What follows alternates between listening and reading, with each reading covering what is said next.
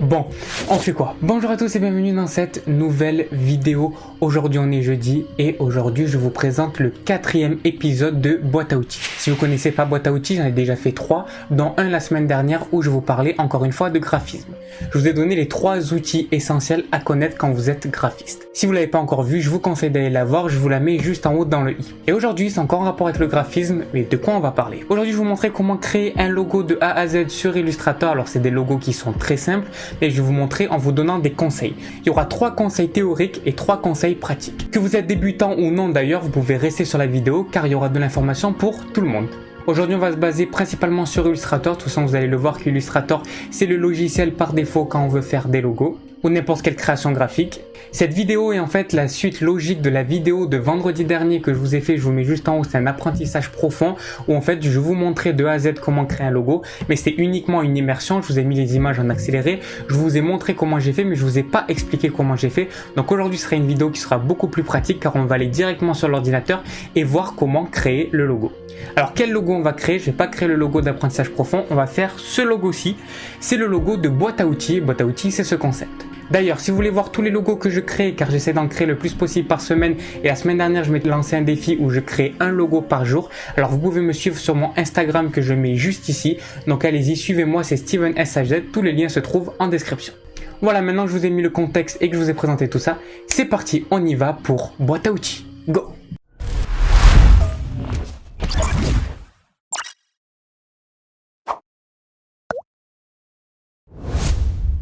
Avant de commencer avec les conseils pratiques et avant d'aller sur l'ordinateur, je vais vous donner 3 conseils théoriques. Prenez une feuille, posez-vous. Vous prenez une feuille et vous commencez par faire des petits croquis, des petits dessins très simples. Il vous faut une feuille, il vous faut un crayon ou un stylo et vous pouvez déjà commencer. Vous pouvez même le faire sur votre téléphone dans le bloc-notes. C'est très simple, vous prenez une feuille à papier, vous commencez déjà par écrire les idées que vous avez en tête pour ce logo. Donc par exemple, moi ce logo-là, c'est le logo Boîte à outils. Donc du coup, qu'est-ce que j'ai marqué comme mot? J'ai marqué outils, boîte à outils, conseils, tips, astuces, voilà, tous les trucs qui sont en rapport avec ça. Et puis posez vos idées clairement sur la feuille ou dans votre tête, déjà commencez à poser les idées. Essayez de réfléchir à ce que vous voulez et après vous pouvez commencer à faire des petits croquis. Vous pouvez même écrire des phrases d'inspiration. C'est quoi? C'est tout simplement des phrases qui vont expliquer votre logo. Ces phrases-là vont vous permettre à vous-même de redéfinir qu'est-ce que vous voulez faire pour ce logo. Et tout ça, je vous en avais déjà parlé dans l'apprentissage profond de la semaine dernière. Donc, je vous l'avais mis dans le i et je vous le mets surtout dans la description. Donc, allez le voir si vous ne l'avez toujours pas vu. Le deuxième conseil, c'est la taille. Alors, la taille, pourquoi je vous parle de ça? Tout simplement parce que très souvent, ce qu'on fait quand on crée un logo, c'est qu'on met des tailles énormes. Donc, quand on va sur Illustrator et qu'on commence à créer notre nouveau calque et qu'on commence à créer notre nouveau logo, ce qu'on va faire, c'est que directement, on crée le nouveau fichier. On fait quoi? On met du 1000 x 1000 ou du 2000 x 2000 ou du 3000 x 3000. Moi quand j'ai commencé dans le graphisme, c'est exactement ce que je faisais. J'allais sur Photoshop et directement je mettais du 3000 x 3000 et je faisais mon logo. Déjà, première erreur, j'allais sur Photoshop. Deuxième erreur, je mettais du 3000 x 3000. Alors première erreur, pourquoi? Tout simplement parce qu'il ne faut pas aller sur Photoshop pour faire des illustrations. Photoshop n'est pas fait pour ça. Photoshop est un logiciel de traitement d'images et il sert principalement à faire des retouches ou des montages photos. Il vous sert à faire par exemple des affiches ou des mock-ups, mais en aucun cas de faire un logo. Pour faire un logo, c'est Illustrator. Car Illustrator est un logiciel de création graphique qui sert donc à créer des illustrations comme des logos, des affiches, des dessins, en gros tout ce qui est une illustration, tout ce qui n'est pas une image. Du moment que c'est une image, c'est Photoshop. Du moment que c'est quelque chose que vous allez créer vous-même, alors dans ce cas-là, c'est Illustrator. Et quelle est la différence entre Illustrator et Photoshop? C'est ce qu'on va voir tout de suite. Pourquoi il faut faire une petite taille? Tout simplement parce qu'en fait, il faut savoir que sur Illustrator, tous les fichiers que vous allez créer et tout ce que vous allez créer sur Illustrator, ce sont des formes. Et c'est ce qu'on appelle des formes vectorielles. Le vectoriel, c'est quoi? C'est tout simplement des calculs mathématiques qui sont faits directement par votre logiciel qui permet de créer des formes qui ne seront pas des pixels. Et du coup maintenant, qu'est-ce qu'un pixel? Un pixel, c'est tout simplement ce qui va composer une image et du coup plus il y a de pixels et plus votre image va être nette. Vous pouvez n'empêche faire le test sur Photoshop, vous agrandissez au maximum votre image et vous allez voir qu'il y a des petits carrés qui apparaissent et c'est ça les pixels. Et donc une image est composée de millions et de millions de pixels. Plus une image elle est grande, plus elle est de bonne qualité, plus elle est petite, plus elle est de mauvaise qualité. Et le problème des pixels, c'est quand vous avez une image qui est toute petite et que vous l'agrandissez, et bien là vous voyez les pixels et on dit que c'est une image pixelisée, donc c'est une image qui est de mauvaise qualité et qui est de basse qualité. C'est pour ça que la plupart du temps, quand on veut créer un logo, on va faire très grand. On va mettre du 2000 x 2000, du coup on va se dire au moins on peut l'agrandir tant qu'on veut, on ne va pas voir les pixels. Sauf que c'est pas la bonne solution. Pourquoi? Tout simplement parce qu'on se tourne vers Photoshop. C'est là qu'on fait fausse route, c'est pour ça que quand on va sur Illustrator, on peut faire tout petit. Pourquoi? Parce que comme je vous ai dit, c'est des formes qui sont vectorielles et du coup le vecteur n'a aucun pixel. Vous pouvez l'agrandir au maximum et vous n'allez jamais voir aucun pixel, zéro. Vous pouvez faire le test. Du coup, ça sert à rien de mettre trop de pixels, vous en mettez juste le minimum 500 x 500. Ça permet que votre fichier ne soit pas trop lourd pour rien parce que plus vous allez mettre une grande image et plus votre fichier va être gros. Deuxièmement, il ne faut pas enregistrer votre fichier en PNG. Il ne faut surtout pas l'enregistrer en image. Vous l'enregistrez soit en EPS, soit en AI. AI, c'est quoi? Simplement, vous faites un enregistré sous sur Illustrator et vous aurez le fichier Illustrator. Et du coup, vous allez dire, oui, mais d'accord, ok, mais maintenant, comment je fais si je veux agrandir mon logo? C'est très simple, vous prenez votre logo et si vous voulez l'agrandir et le mettre en 2000 x 2000 parce que vous voulez mettre sur Instagram et vous voulez qu'il ait une bonne qualité, alors dans ce cas-là, vous le passez directement sur Photoshop. Vous le prenez et là, vous pouvez aller sur Photoshop, faire du 2000 x 2000 et mettre votre logo et vous pourrez l'agrandir à l'infini. Et après sur Photoshop, vous pourrez faire les affiches, les mock-ups et tout ce que vous voulez faire en incrustation et en montage photo. Ça veut dire que si vous voulez ajouter votre logo avec du texte, eh ben ça, faites-le sur Photoshop. Mais du moment que c'est des formes, du moment que c'est du graphisme et c'est des choses que vous créez vous-même outre que du texte, alors là, dans ce cas-là, je vous conseille à 100% Illustrator. Qu'on soit d'accord, Photoshop est uniquement là pour faire du montage photo ou de la retouche photo et Illustrator est uniquement là pour faire des créations graphiques. Et le troisième conseil, c'est que la meilleure formation, c'est l'action. Alors pourquoi? Tout simplement parce que de lire des centaines de livres, ça va vous servir à rien. Je vous mets n'empêche la petite vidéo que j'avais fait vendredi où je vous expliquais ça. En fait, le mieux, c'est directement de passer à l'action. Donc comment faire pour avoir des bons skills et pour avoir de plus en plus de connaissances dans les logos? C'est très simple, créer des logos. Moi, j'ai fait le défi pendant une semaine, j'ai créé tous les jours des logos et ça m'a pris énormément de choses. Mais au-delà de créer, regardez des tutoriels et avec ces tutoriels-là, vous créez en même temps. Comme celui-ci de tutoriel d'ailleurs, mais regardez-en beaucoup. Imprégnez-vous de ces tutoriels-là. Moi, je vous conseille même de les regarder en anglais. Je vous mets d'ailleurs une petite playlist juste en haut dans le i que j'ai créé spécialement pour vous, où je vous regroupe plein d'illustrations à créer sur Illustrator. C'est pas uniquement des logos, mais ça vous permet de manipuler et de vous familiariser au mieux avec Illustrator et de connaître tous les outils de base qu'il y a sur Illustrator. Et ça va vous donner beaucoup de compétences d'y aller directement sur le terrain. Donc moi je vous conseille regarder massivement des tutoriels et surtout pratiquer en même temps que vous les regardez. Et regardez de tout, autant comment faire un background, autant comment faire du flat, autant comment faire du matériel, autant comment faire des logos, tout, vous pouvez tout regarder, ça vous fera que de l'expérience. Et vous avez besoin de connaître uniquement les bases, mais connaissez les bases. Donc avant de vous lancer directement dans Illustrator, allez regarder déjà les bases sur des tutoriels YouTube. Mais juste les petites bases, comment se sert de l'outil de plume, comment se sert de l'outil forme, comment se sert de ces outils-là. Pour tout ce qui est les choses plus poussées, ça vous allez l'apprendre sur le tas.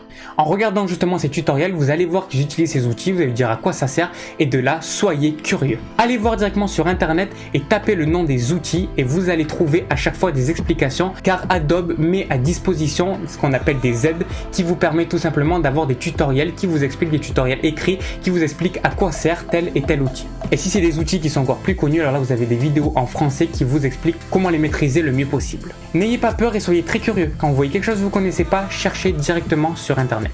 Et la dernière chose que je peux vous dire, c'est que Google est votre ami. Google est ton ami. Dès que vous cherchez à faire une illustration, à faire quelque chose que vous ne savez pas, tapez-le dans Google, vous allez tout le temps trouver la solution. Alors des fois, le seul problème, c'est qu'on n'arrive pas à trouver les mots. Dans ce cas-là, essayez de l'écrire en anglais. Parce qu'en anglais, vous allez encore avoir plus de résultats qu'en français. Et juste en haut dans le i, je vous mets un petit boîte à outils que j'avais fait. Et dans ce boîte à outils, je vous expliquais et je vous montrais un petit outil qui vous permet de traduire les pages Google. Et voilà, c'est tout pour ces 3 conseils théoriques. Maintenant qu'on a fait de la théorie, on va passer à la pratique. Vous êtes prêts? C'est parti pour créer un logo. Go! Donc c'est parti, on se retrouve sur l'ordinateur. Donc là j'ai ouvert Illustrator. Donc comme je vous ai dit, on fait pas une trop grande taille, on met du 500 x 500 pixels. Voilà, vous configurez comme ça et on crée. Voilà, on va commencer par quoi? Alors, comme je vous ai dit, on va faire ce logo, donc je vous affiche tout de suite à l'écran. Voilà, on va reproduire ce logo que j'ai créé d'ailleurs aujourd'hui pour l'occasion. Donc c'est le logo de boîte à outils. Alors comment il est composé? Il est composé très simplement. Alors en fait ici c'est tout simplement comme vous pouvez voir une mallette, une boîte à outils que j'ai fait en fait et que j'ai séparé en deux. Et à l'intérieur j'ai fait sortir des outils. Et puisque c'est des outils en fait digital, parce que tout ce que je vous explique c'est en rapport avec le digital, du coup c'est pour ça que je l'ai mis dans des petits carrés arrondis qui font penser aux applications. Voilà, c'était ça en fait l'idée. Et du coup dedans, puisqu'on parle de boîte à outils, j'ai mis plein d'outils que j'ai trouvé sur le site Icon8. Je vous mets le lien dans la description, allez voir, vous allez trouver plein d'icônes, c'est juste fabuleux ce site. Et c'est sur ce site aussi que j'ai trouvé l'icône de la mallette qui m'a permis justement de m'inspirer pour pouvoir faire cette mallette là. Parce que le mieux quand vous n'êtes pas très bon dessinateur et quand vous n'avez pas une grande inspiration par rapport à ça, allez sur le site, inspirez-vous. J'ai pas dit copier, juste inspirez-vous. Donc ce site est juste génial. Et pour le titre, c'est très simple, on a l'impression que c'est un stickers. En fait j'ai fait quoi? J'ai tout simplement pris un texte sur une fonte, je me rappelle plus de la fonte mais on va la voir juste après. J'ai mis après, je l'ai dupliqué. Alors d'abord j'ai mis une ombre portée, je vais vous montrer comment on fait ça. J'ai mis une petite ombre portée, je l'ai dupliqué et du coup après quand j'ai dupliqué, j'ai rajouté un contour au deuxième titre, mais ne vous inquiétez pas, on va tout voir de toute façon en détail. Allez, c'est parti, on passe sur Illustrator. Alors première étape, on va prendre l'icône. Alors c'est cette icône là, comme je vous ai dit, qui m'a permis moi de m'inspirer pour pouvoir faire ce visuel, donc ce logo. Alors comment faire pour le réduire? Alors le problème c'est que si vous le réduisez à la main directement comme ça, il va se déformer. Alors du coup pour pas qu'il se déforme et pour qu'il reste cohérent avec sa taille, vous devez tout simplement appuyer sur Maj et en même temps vous réduisez. Voilà. Et au moins vous gardez la proportion. On va le mettre ici. Voilà, très bien. Donc vous voyez là on a une mallette classique et nous ce qu'on veut c'est une mallette qui s'ouvre et qui se sépare. Du coup on va devoir le reproduire mais reproduire séparément. Du coup on va faire comment? Ça va être très simple. Donc déjà on va utiliser le rectangle. Donc on prend outil rectangle arrondi. Alors comment faire pour ouvrir? Vous restez appuyé dessus et là vous prenez outil rectangle arrondi. On va commencer en fait, on va faire comme un peu du détourage. On va se mettre dessus, vous tirez et là vous créez le rectangle. Alors on va se mettre bien sur les bords et là après on va pouvoir l'agrandir de toute façon. Hop, on l'agrandit, voilà, et on va le mettre à peu près comme ça. Aussi c'est très important, si vous n'avez pas ce logo, même si je vous mets le lien dans la description, vous pouvez le télécharger, vous pouvez quand même le faire dans tous les cas. Il n'y a aucun souci pour ça, c'est juste que c'est mieux pour les dimensions. J'aurais pu le faire sans, mais c'est mieux pour les dimensions. Voilà, donc là on a fait ça, maintenant qu'est-ce qu'on va faire? Donc ici, en haut, on a deux trucs. Ici c'est le fond, c'est la couleur de fond, ici c'est le contour et c'est la couleur du contour. Donc si vous n'en voulez pas, vous faites ça. Et pareil pour le fond, si vous en voulez pas, vous faites ça. Alors nous dans ce cas là on va en avoir besoin, on va avoir besoin des deux. Donc on va mettre déjà notre couleur de fond qui est du jaune. Et c'est le jaune classique, c'est le jaune que vous trouvez directement dans vos palettes Illustrator que j'ai choisi. Et puis pour ce qui est du fond, du coup ça va être un fond blanc. Et le contour, pardon, excusez-moi, pas le fond, le contour, c'est un contour blanc et on va le mettre à peu près à 20 pixels. Ouais, ça aux alentours, alors on va mettre 18 pixels, au moins voilà, on est bien. Voilà, donc déjà, on commence déjà à voir notre première forme. Bon, j'ai réduit finalement, c'était beaucoup trop gros, j'ai mis à 10 pixels le contour. Voilà, maintenant on va passer à la phase du dessus, cette phase-là. Donc on refait pareil, on reprend notre rectangle et on refait la même chose. Alors pour qu'on voie mieux, parce que là on voit pas très bien, ce qu'on va faire c'est que je vais changer la bordure et je vais la mettre en noir juste pour que vous puissiez bien voir. Voilà. Donc là déjà on commence à avoir quelque chose qui ressemble à notre mallette. Et puis maintenant on va faire la poignée. Alors pour la poignée c'est exactement pareil, c'est très simple. On reprend encore le même outil, on tire et puis on fait pareil.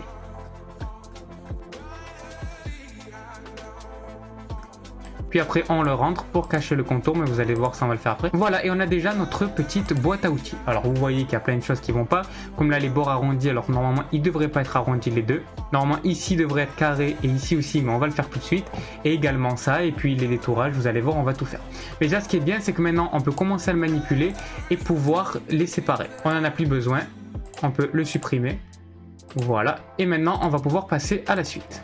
Donc comment on va faire pour faire ici les bords carrés? C'est très simple, vous cliquez dessus et vous allez voir ici vous avez le panneau, donc dans les panneaux propriétés, et vous avez transformation. On va cliquer sur les trois petits points ici et ici vous voyez qu'on a donc les angles, ce qu'on appelle aussi le border radius, et là tous les angles ils sont à 12. Du coup ce qu'on va faire nous c'est ces deux là qu'on veut mettre à 0 pour qu'ils soient carrés, donc on les prend et on met les deux à 0.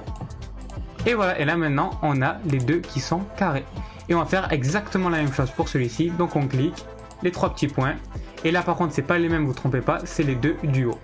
Donc 0 et 0. Et voilà, on commence à avoir notre mallette. Pour que vous puissiez voir, on va les séparer. Et voilà, là on a exactement ce qu'il nous faut au niveau des rectangles. Donc ici ils sont arrondis et ici ils sont carrés. Donc vous voyez, pour faire une boîte à outils c'est très très simple. Après, comment on va procéder pour la petite poignée? Alors pour la poignée, ça va être également très simple. Ce qu'on va faire, c'est qu'on va tout simplement diviser le tracé. Donc vous prenez ici la petite flèche blanche qui est l'outil de sélection directe. Vous cliquez juste ici sur le point d'ancrage et grâce à ça, on va pouvoir le découper. Et après, vous avez juste appuyé sur Supr et voilà, ça s'enlève. Et après, vous recliquez, vous rappuyez sur Supr et voilà. Et on peut supprimer et c'est parfait, on a notre petite poignée. Vous voyez que ça a été très simple pour le faire. Voilà, donc déjà on a le haut et le bas, donc c'est déjà presque terminé. Qu'est-ce qu'il nous reste maintenant à faire? C'est de faire ici, vous savez, les petits trucs qui permettent d'ouvrir la mallette. Voilà, donc on va juste faire ici. Alors comment on va le faire? C'est très simple, encore une fois. On va encore utiliser l'outil rectangle, pour le coup on n'utilise que cet outil-là. Et on va faire juste tout simplement un petit rectangle comme ça. Bon, vous le faites un peu à la louche, voilà, qui ressemble juste un peu à ces petits trucs qu'on ouvre. Je sais pas comment ça s'appelle d'ailleurs. Et du coup on va le mettre tout en blanc. Donc les contours, on les enlever. Et le fond, on le met en blanc. Voilà. Donc on va bien les séparer. Au moins on va pouvoir faire la manipulation qu'on veut. Et on va commencer à le faire sur le bas. Donc on fait quoi? On le prend tout simplement. On le met à la moitié ici. Voilà. Et vous voyez déjà qu'on a ce qu'il nous faut.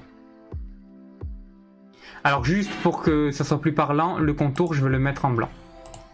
Donc c'est les contours originels qu'on doit mettre.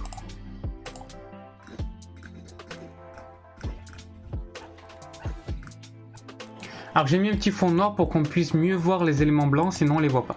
Alors ce qu'on fait, c'est que du coup ça on va le glisser comme je vous ai dit ici et on va le dupliquer. Alors pour le dupliquer et le mettre à peu près à la même hauteur, c'est simple, vous cliquez tout simplement sur Alt et vous glissez. On lâche et puis voilà, on a nos deux petits trucs qui permettent d'ouvrir la mallette. C'est que ça, il faut d'abord que vous les dupliquez pour pouvoir les remettre en haut pour que ça soit la même taille. Avant de faire les Pathfinder, vous devez faire ça. Donc comme je vous ai montré, c'est très simple, vous restez appuyé sur Alt et vous glissez en haut. Donc on a le premier et la petite croix nous permet de dire que c'est à la moitié, c'est exactement ce qu'il nous faut, la moitié à chaque fois. Et on remonte et on refait ça. Et voilà. Et maintenant on peut faire les Pathfinder. Donc on fait ça. Soustraction et voilà, les deux sont mis et là ça va être exactement pareil. Alors on va éviter de prendre la poignée, voilà, on va prendre juste ça et voilà, vous avez vu, c'est rapide, c'est déjà fait. Et puis maintenant on les prend, on prend tout, on descend et voilà, on a déjà notre mallette. Et voilà, on a déjà les premières versions de notre mallette. Ce qui va nous rester à faire, c'est les petits icônes qui sont dedans et surtout de mettre les ombres. Parce que si on ne le voit pas avec le fond blanc, c'est tout simplement que dans l'original, il y a les ombres. Donc je vais vous remontrer l'original. Vous voyez qu'ici, il y a des ombres et c'est ça qui permet qu'on peut le voir sur un fond blanc en fait. Sinon, les contours, on ne les verrait pas sur fond blanc. Donc c'est ce qu'il nous reste à faire, c'est de mettre les ombres. Alors avant de faire les ombres, ce qu'il faut faire avant, c'est que ce que je vous ai induit en erreur, c'est que je vous ai dit en fait que le fond il était de cette couleur, de ce jaune là, mais je me suis trompé, c'est ce jaune là. Voilà, il est beaucoup plus beau parce que l'autre il est trop vif et il fait un peu mal aux yeux, du coup on prend ce jaune là. Pour les couleurs, bien sûr, vous mettez les couleurs que vous voulez.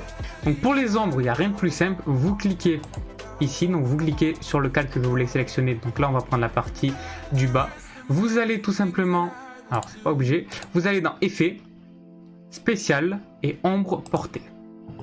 Et donc ici, vous mettez exactement ces réglages là. Donc on fait superposition, 75% d'opacité, 3 sur le X, 3 sur le Y et 3 pixels sur l'atténuation. Vous choisissez la couleur et vous mettez comme couleur le noir. Et puis après, vous cliquez sur OK. Et là, on va enlever derrière le fond noir pour que vous puissiez voir. Et voilà, on voit bien qu'ici on a le fond et c'est ça qui fait, qui se démarque et qui se relève. Et on fait exactement pareil pour les autres. Donc lui, on sélectionne Effet, Spécial, Ombre portée et OK. Une fois que vous avez fait les réglages, vous n'avez plus besoin de les faire après. La seule différence pour la poignée, c'est que c'est pas exactement les mêmes réglages. Donc vous cliquez dessus, on va dans Effet, Spécial, Ombre portée et on met les réglages qui sont donc exactement ceux-là.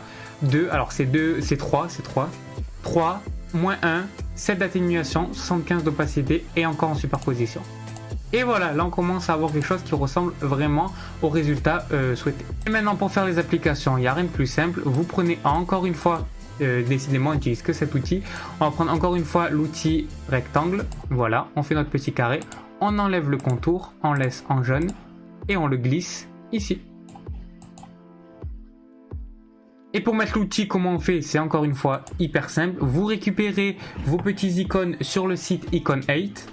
On va prendre là le cutter, on le glisse, on fait pareil, on reste appuyé sur Alt, on réduit, pas Alt, pardon, Maj, on reste appuyé sur Maj, on réduit, et puis on le déplace. on le place au centre. Et puis voilà, ça y est, on a déjà notre icône d'application. Et pour le passer derrière, il n'y a rien de plus simple. Alors, il fallait aussi vous montrer un petit truc, c'est que quand vous cliquez ici, c'est ça la sélection d'un objet. Si vous voulez en sélectionner plusieurs, vous restez appuyé encore une fois sur Maj et vous cliquez sur ce que vous voulez sélectionner. Donc là, on va mettre les deux et on va faire un groupe d'ailleurs pour pouvoir les mettre ensemble. Donc on les associe, ça crée un groupe. Et ce groupe, on va le prendre et on va le mettre en dessous notre mallette, voilà, pour qu'il puisse passer derrière et pour qu'après on puisse le mettre un peu comme on veut. Et on va le mettre là dans les trous, au moins il est bien visible. Et puis ça, on va surtout l'écarter un petit peu. Voilà. Tac. Et tac. Après, on a juste à les multiplier au nombre qu'on veut, mais là, je vais pas le faire, ça sert à rien. La dernière chose qu'on va voir, c'est comment faire ce petit effet que j'ai fait sur le texte.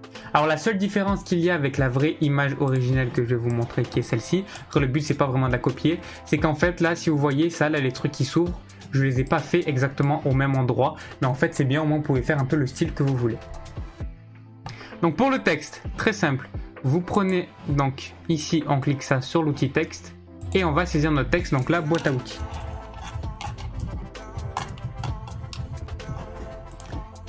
Alors après pour la police, donc la police que j'ai utilisée c'est du Caprica Script, alors elle est en personal use, mais vous pouvez prendre la licence si vous souhaitez, vous pouvez prendre la police que vous voulez.